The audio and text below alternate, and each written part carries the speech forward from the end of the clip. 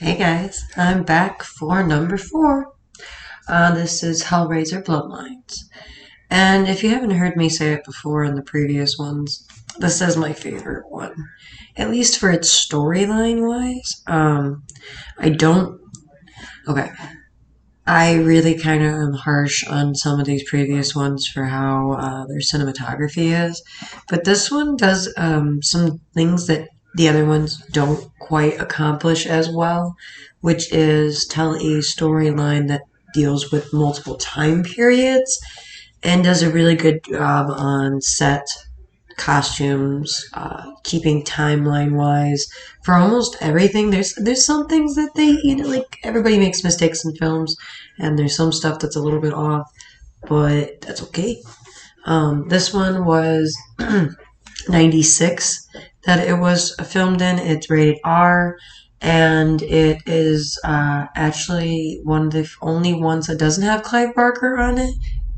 Um, it has Peter Atkins, I think that's how you say his name, who's still the screenplay director on this one.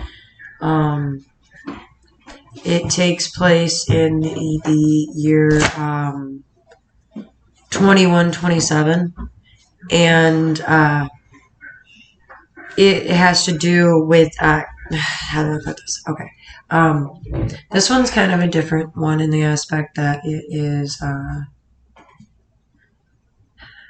has to do with multiple characters that all actually intertwine with each other in a way that once you look at it, it just fuses really well. It's almost like the like configuration itself, which is kind of cool. It takes place, like I said, the actual story that we're following in 2127, and we're following a character named Peter Mart. How do you say? Merchant. Sorry. He is an engineer, and he sealed himself in this aboard a ship called the Minnows. I think is how he called it. It's a ship he personally designed, and it's extremely important to the plot. But I'm gonna say spoilers now. I am going to discuss a lot of the story. It is going to give away a lot of stuff. If you haven't seen this film, pause this now, go watch it, and come back to this. But if not, here we go. The lament configuration, I know a lot of people have probably wondered what exactly is the lament configuration. Well, in this film, you get the lovely pleasure of having it actually explained to you.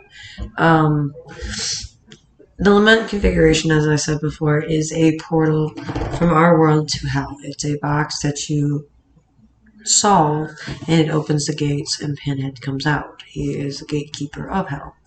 Well, we go and we jump backwards in time from the scene where you see character's name. I can't remember it. She's not really that important besides just the fact that she's this police officer that's trying to arrest Merchant. Sorry. She's trying to arrest Paul, and it's because supposedly he's stolen this ship, when in reality he's personally built this ship. And he's basically explaining why he's done this ship to her. And we bounce back in time to Paris, France in 1796, I believe it was. Yeah. And then it's with Philip Merchant. I'm sorry if I butcher that name. He's a French toy maker, and he's been commissioned by, and I will butcher this one even, Lazares? I have no idea. But he is a very aristocratic person who's basically been fooling with the black arts, and he has dabbled in a book that is got this configuration in it, which he has given to Murch to create the lament configuration. That's the name. It's a basic Bible from hell, essentially. They name it, and I am horrible at saying it. Please just watch the film and see the pronunciation. I'm never going to say that name correctly for the book. It's just a book from hell. It's kind of like From Hell, the movie, or the one Nine Gates, where Johnny Depp opens up the gates to hell. It they're usually Latin names, people. I have a bit of a difficulty with Latin. I'm sorry, but yeah, he basically commissions merch, which if you haven't caught on, the merchant is Merch's ancestor. Um, so basically, he gets commissioned by this aristocratic guy to create the puzzle box. Now, the night that he's supposed to deliver it, the aristocrat is with his, I want to say servant is the best way to put it at that point. Um, his name is Jock. Uh, they are summoning a demon.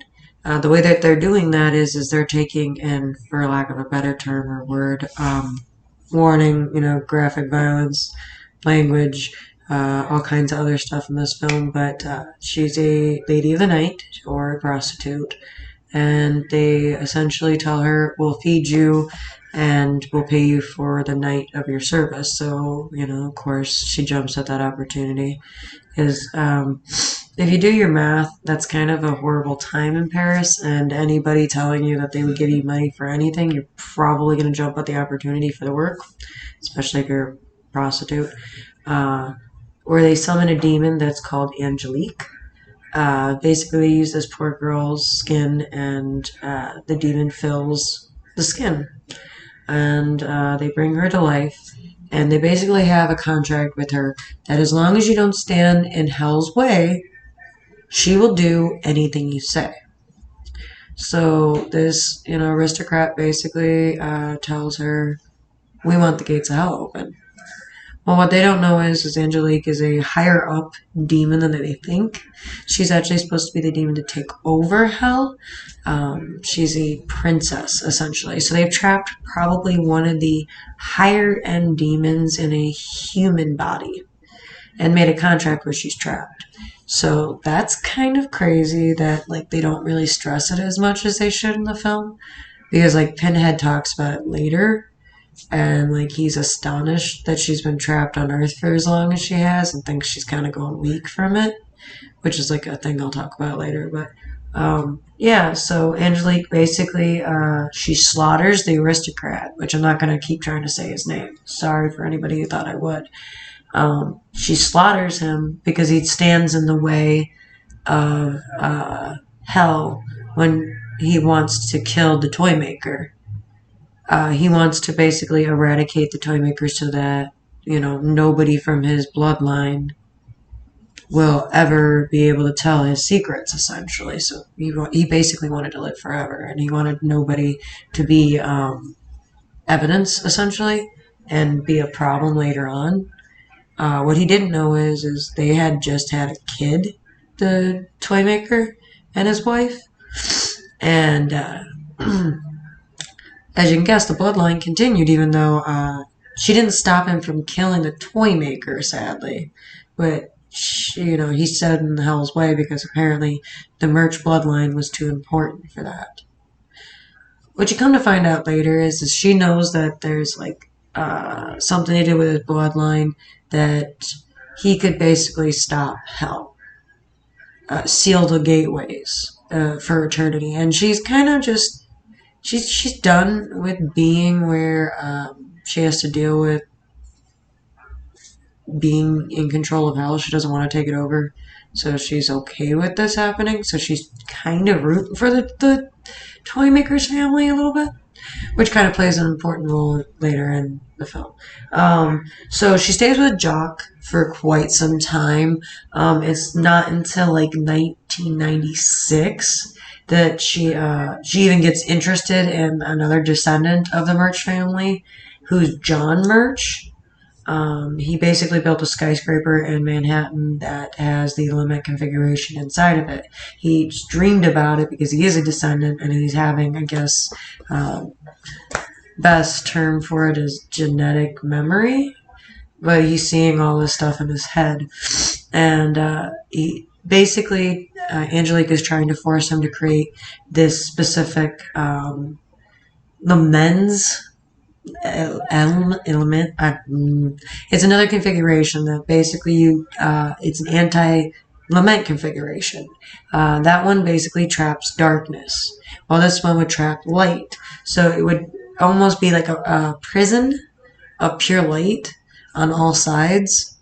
So she's wanting him just to finish the configuration. Because if he's smart enough, his bloodline, to do the lament configuration, then he can figure out this configuration as well. So she's trying. Basically, John and his family, and he's got a son of his own, and a wife, go through a hell of a lot in this film, and they deal with a bunch of horrible stuff. Unfortunately, John does lose his life, spoiler, but his son does live on. And then we fast forward back into 2127, where we're back with Reiner, I think is her name, the female cop. And she's questioning and finishing what she's talking to with Paul and saying, like, you really want me to believe all this is the story? That you're descendant and da-da-da-da-da, right? And that's when Pinhead, what happened in the very beginning was John had a robot open up the lament configuration for him. He's technically controlling the robot. So in the same aspect, that's why Pinhead and his Cenobites could come out to begin with and are running around in the facility. The whole time he's telling her this, by the way. And her people are dying. And she's, like, at the end still like, you want me to believe that? But there's people screaming behind her, so yeah. But I'm going to try to keep this one nice and short, even though it's, like, my favorite one. There's not, like, really anything for me to talk on besides the story of this one and how actually good it is. Because, like, in these, I kind of tend to complain about the stuff that's wrong with it. But in this one, it was, like, a solid installment where you got knowledge, where this configuration that he can create can trap Pinhead. And at the part that we get to, that I'm about to talk about, he's telling her all of this, and she's not wanting to believe him. But Pinhead finally comes on the camera and is just like, hi, Paul. Like, we need to talk. And, like, he basically gets told, like, your blood has called out to us, not just you.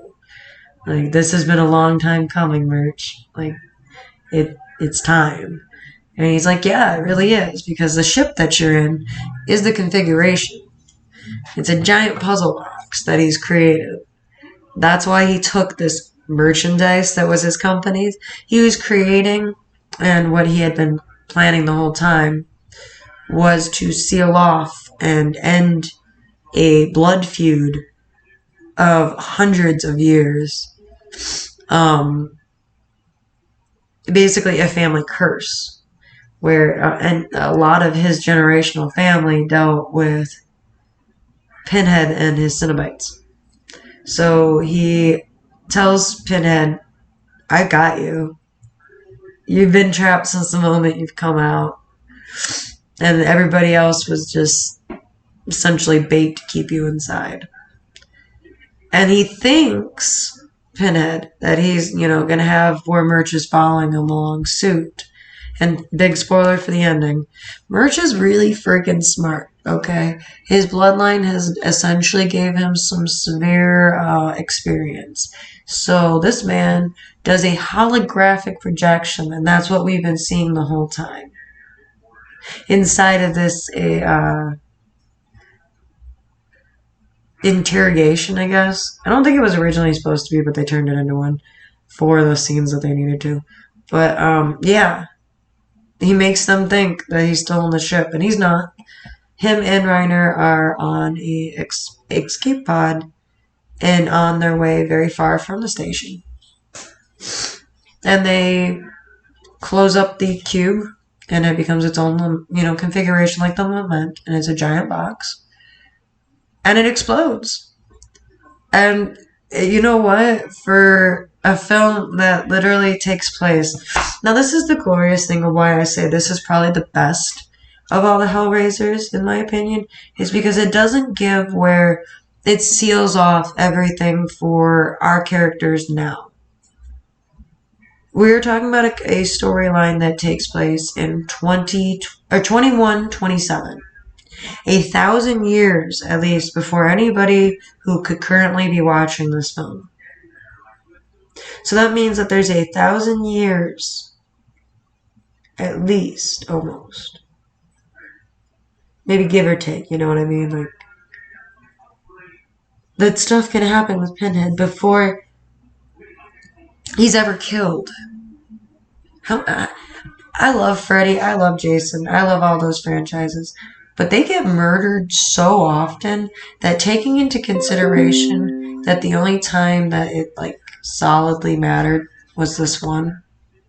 This is a good film.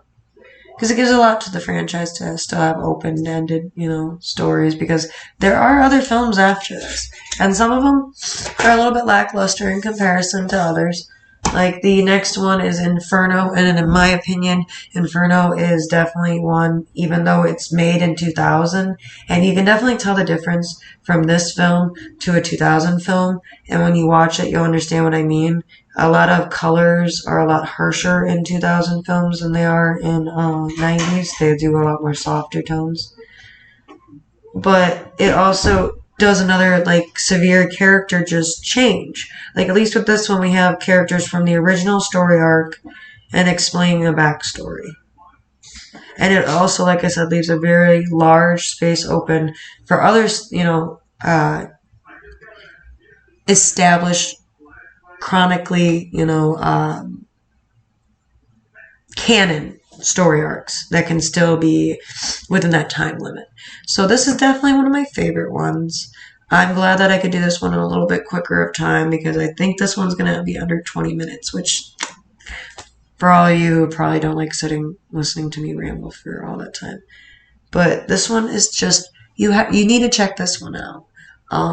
It has literally going to be the most story you're going to hear in any of them. It's going to tell you a lot about characters that you've heard before, you've seen before, you love, Like, yes, the other ones talk about Pinhead, but did you ever wonder where some of the Cenobites, like Angelique technically is a Cenobite. Fun fact. So, she's also the Princess of Hell. So, they give some really crazy cool characters in this one.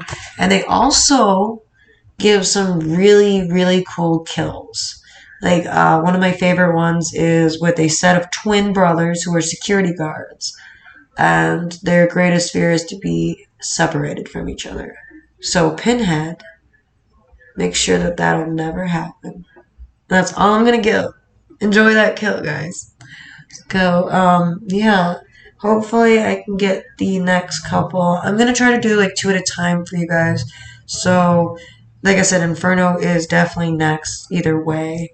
Hopefully I can get these videos out a few more at a time. I just want to say I love you guys. If you want to see more of me, I do streaming over at twitch.tv/VoodooDoll90. I'm also over on TikTok with Kiki Voodoo Doll 666, and you all know me as Voodoo Doll here 666. So here's your Voodoo Doll signing out. Love you guys. See you later.